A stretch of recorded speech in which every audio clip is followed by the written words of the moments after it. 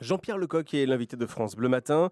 À J-6 du premier tour des législatives, Noé, vous recevez le maire Les Républicains du 6e arrondissement de Paris, également candidat notamment face à NKM. Bonjour Jean-Pierre Lecoq. Bonjour. Merci d'être avec nous. Un mot sur Merci la de votre terreur invitation. à Londres, même avec des frontières. Finalement, le Royaume-Uni n'est pas à l'abri. Il y avait eu ce débat lors des élections, de l'élection présidentielle en France. Si vous devenez député, vous voterez quel type de loi sur le terrorisme ?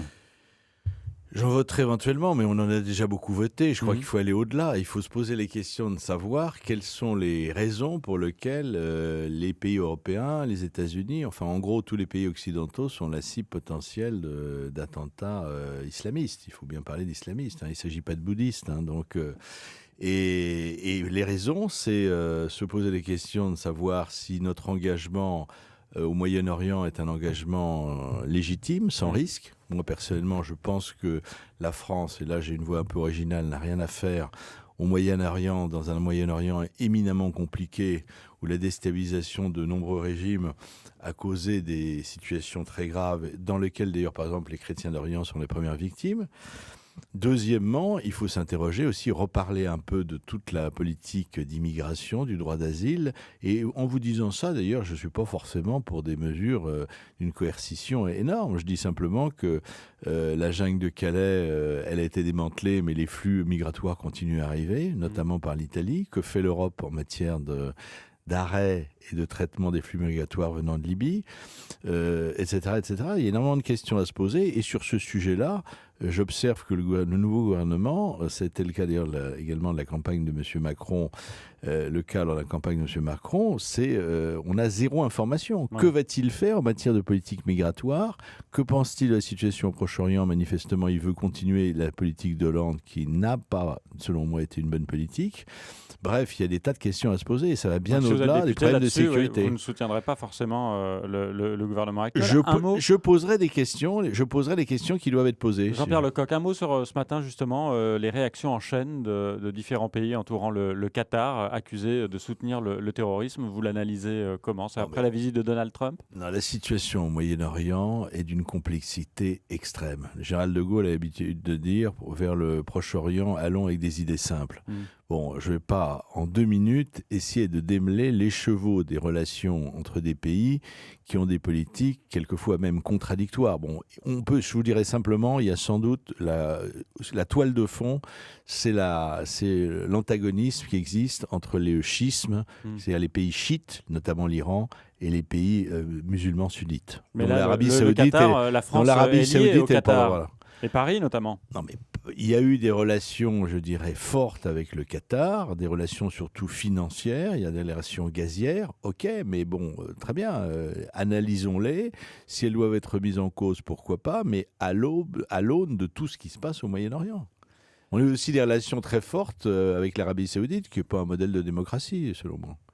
Jean-Pierre Lecoq, ce matin, le journal Le Parisien dévoile le détail des ordonnances d'Emmanuel Macron pour modifier le code du travail. Le président de la République souhaite aller très vite. Le contrat de travail, par exemple, pourrait être revu de fond en comble via des accords d'entreprise. Si vous êtes élu député, est-ce que ce genre de décisions sont acceptables pour vous ? Oui, je suis favorable à tout ce qui peut favoriser l'emploi dans notre pays. Le chômage, et notamment le chômage des jeunes, mais aussi des personnes de plus de 50 ans, est un véritable cancer. J'ai 40 ans d'activité économique derrière moi et de financement des entreprises. Je suis très favorable à tout ce qui viendra, je dirais, faire évoluer sans drame, avec concertation et surtout avec explication, puisque souvent les Français, malheureusement, ont peu de culture économique, donc il faut leur expliquer ce qui peut améliorer les choses. Est-ce que ça veut dire, Jean-Pierre Lecoq, que vous, député, vous êtes Macron compatible ? Non, je suis comme saint Thomas, je ne crois que ce que je vois. C'est-à-dire les Macron compatibles ou les Macron BA, c'est souvent un peu la même chose. Parce que sur votre circonscription, il y a Nathalie Kosciusko-Morizet qui a répondu à la main tendue d'Emmanuel Macron. Vous l'affrontez. Elle est également votre patronne au Conseil de Paris. Plus pour longtemps. Elle ne Ça sera veut dire pas quoi ? réélue au mois de juillet, une élection de mi-mandat. Et sur 55 membres, s'il y a 10 membres qui la soutiennent, c'est un maximum. Vous en êtes sûr ? Oui. Vous voterez contre elle ? Je voterai pour un autre candidat ou une autre candidate. Qui sera ? Nous réunirons le temps qui sera nécessaire. Ça vous intéresse ? Je ne suis pas potentiellement candidat. Je crois qu'il y a sans doute des plus jeunes qui peuvent l'être. Et ce que je voulais dire, oui, revenons sur ma concurrente. À vrai dire, on ne sait plus où elle habite. Un jour, c'est une patineuse idéologique. Un jour, elle est avec Macron, le lendemain avec les LR. C'est une nomade politique, puisqu'elle a changé 3 fois de territoire électoral, doublée d'une virtuose du changement. Et on ne sait, comme je vous le dis, on ne sait plus qui elle soutient. Mais est-ce que vous n'êtes pas trop nombreux, les candidats à droite, justement, dans cette circonscription? Le sondage IFOP du JDD hier indiquait que NKM, qui récupère pour les Républicains cette circonscription, obtiendrait 24% au premier tour contre 42% pour le candidat En Marche, Gilles Legendre. Je mets en doute totalement la fiabilité de ce sondage, réalisé dans des conditions éminemment contestables sur un panel de 550 sondés. J'ai d'ailleurs échangé des SMS cette nuit avec Frédéric Dabi et je l'ai mis en garde. Je me réserve d'engager une action pénale éventuellement contre l'IFOP et contre le JDD. Parce que ce sondage je trouve d'ailleurs que on parle beaucoup de moralisation de la vie politique, se permettre de sortir des sondages réalisés dans des conditions aussi contestables 8 jours avant le premier tour, ça me paraîtrait totalement proscrit. Quant au nombre de candidats, bah oui, c'est vrai, mais c'était déjà le cas en 2012 et en 2007. C'est le produit d'une législation qui est du début des années 2000, qui voit maintenant des micro-partis rechercher du financement public en présentant des candidats qui réaliseront souvent très peu de voix. Vous quitterez la mairie du 6e arrondissement si vous êtes élu député ?